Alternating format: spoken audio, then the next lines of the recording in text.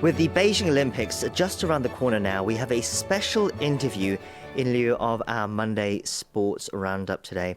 Joining us via video call, we have an Olympic luger representing South Korea who will be participating in the upcoming Beijing Winter Olympics. Aileen FRISCH is in fact a German native who earned South Korean citizenship in 2016 as part of the nation's efforts to recruit more talent for the 2018 Pyeongchang Winter Olympics. She took 8th place then, and it was the best outcome by a South Korean at an Olympic luge event. And she'll be racing again with the Taegukgi Korean flag on her chest in Beijing. I'm delighted to say that Ms. FRISCH joins us via video call for today's interview. Ms. FRISCH, hello and welcome to the show. Thank you for having me. Thanks. Okay, so I gave a brief introduction about your story, but can you introduce yourself to our listeners one more time and tell us a bit more about yourself? As I mentioned, you're originally from Germany. Yeah, that's true. I have been all my life a German. I grew up in Altenberg. It's a really small city close to the Czech border in the east of Germany, where I also started Luge, and I was in the German national team. Then I retired, and after retiring, the Koreans asked me to join their team for the Olympic Games. And yeah, this is how my journey to Korea started, and now I'm still here. Right, we'll get into a bit more of the details. First, how did you get into the sport of luge, and when did you decide that you would become a luge racer?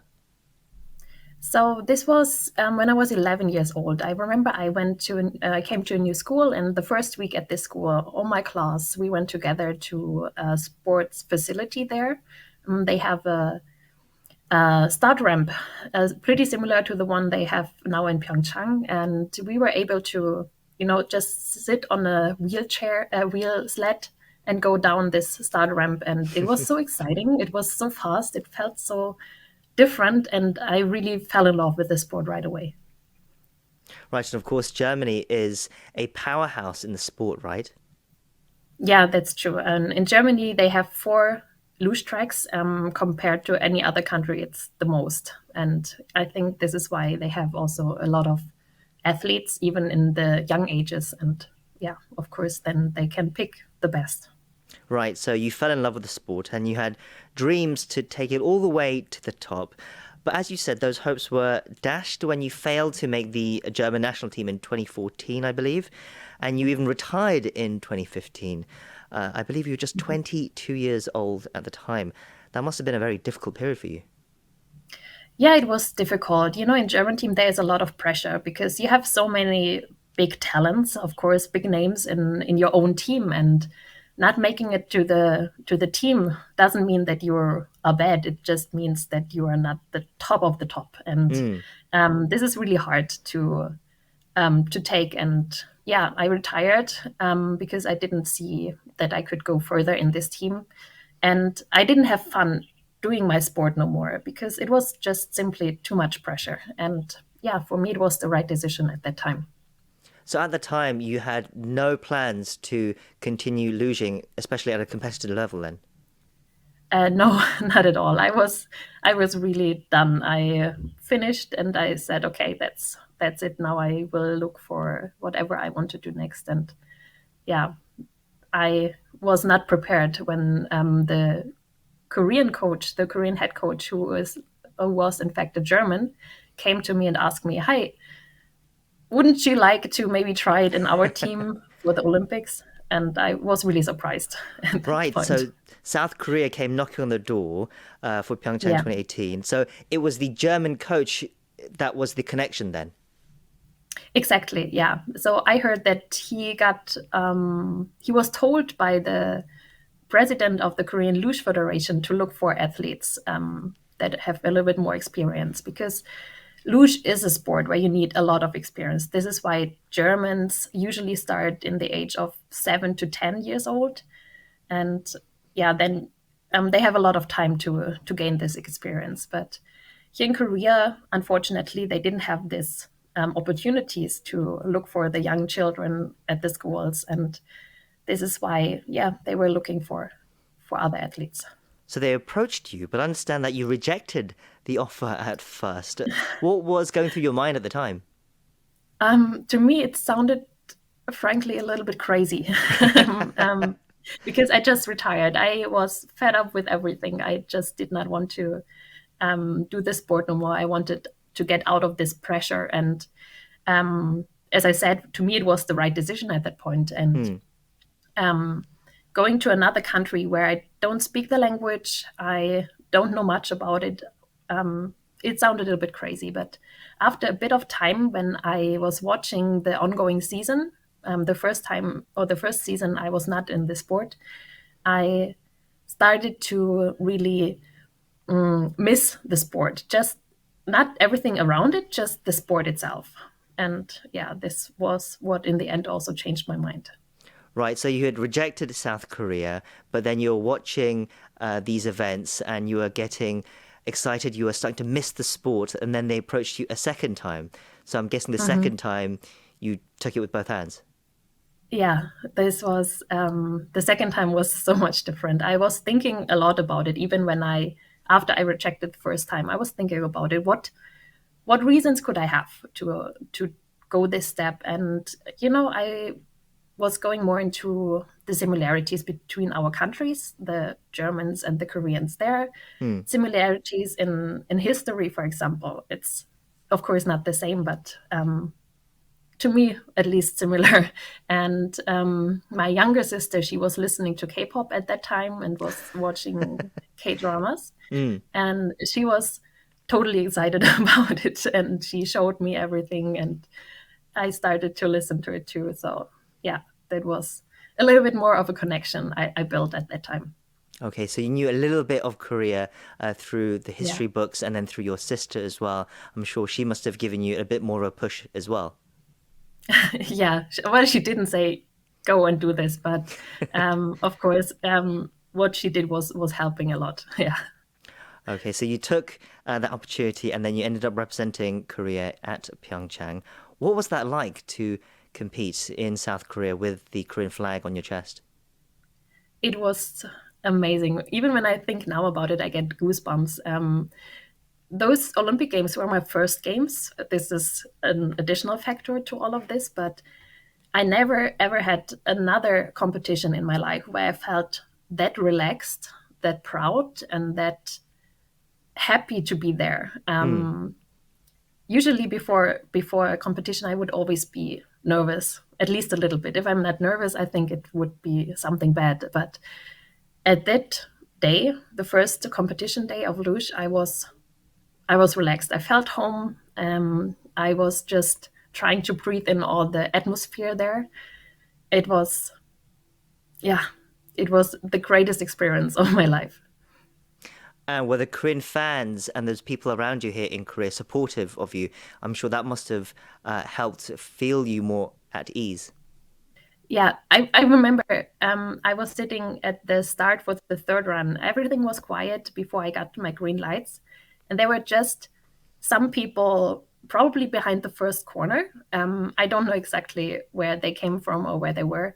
And they were just screaming my name and saying, Aileen, Ting. And I could not do anything else but smiling right before my start. And I was so happy. And this gave me so much strength. As you said, you finished eighth, which was the best ever result for South Korea. How was that for you? I was really happy. Of course, I wanted a little bit more. After the first run, I was on fifth place, which was not super surprising to me, but to many others that were watching the race. But in the end, this was what we were working for all the 1.5 years before. And yeah, I'm really happy with the eighth place. I would have been probably a bit happier with a better result, but Sure. yeah, it is actually the result of the hard work which my team and me and we put into this project. For many naturalized athletes, it's quite normal just to have a one-off Olympics and just make it a short-term move. But for you, how did you end up continuing to want to represent South Korea and keep this journey going? Yeah, for me, it was clear from the beginning that it will not be just for these Olympics. I want to spend more time in Korea. I did not know in the beginning that I will stay in Luge after the Pyeongchang Olympic Games, or if I will just move to Korea and have a normal life. But after the Pyeongchang Olympic Games, I had talks with the federation, with the Korean Luge Federation, and I decided to go for another 4 years. Mm. And yeah, it was clear for me from the beginning. I will not just go there and return right after the Olympic Games. So it was a decision for life. When you say it was clear, what do you mean by that? You said even Um, without luge, you would have wanted to come and live in Korea. yes, because I want to know the country better. I mean, I'm a Korean citizen. I have the Korean citizenship. I lost my German citizenship at the same time, and I at least want to speak the language and to understand the culture a little bit better. And this is why it was, yeah, as I said, clear to me I will stay after the Olympic Games. How does it feel when you are in Korea nowadays? Does it now feel like a second home? Indeed, it does, especially my home in Seoul. Every time I go there and I spend just one night, I feel refreshed. I feel full of energy again. And of course, Seoul is a really big city, and it's really hard to miss home when you're in Seoul. But yeah, as I said, I made myself a home here, and I'm really happy about it. So now you're back to compete in Beijing, but you actually had a difficult time in the years between Pyeongchang and now. You suffered a very serious injury. Can you tell us more about that?